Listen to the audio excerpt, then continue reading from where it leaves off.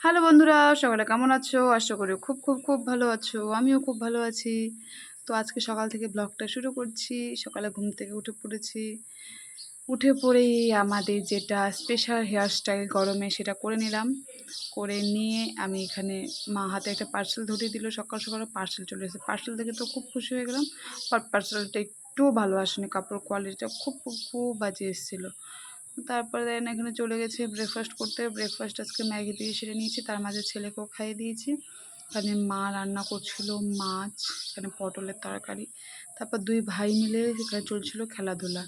আর এখানে বেটু ওর দাদার থেকে ফোন নেবে, তো বাবা এখানে নারকেল কেটেছিল। অনেক দিন পরে এরকম নারকেল খেলাম।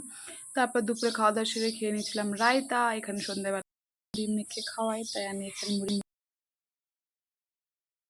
দেন তারপরে এখানে নান পুরি বানানো হয়েছিল। তো আমি তো রুটি হোক চাই পুরি হোক, আমি চা দিয়ে খেতে অনেক পছন্দ করি। তো এখানে চাও বসিয়ে দিয়েছিলাম।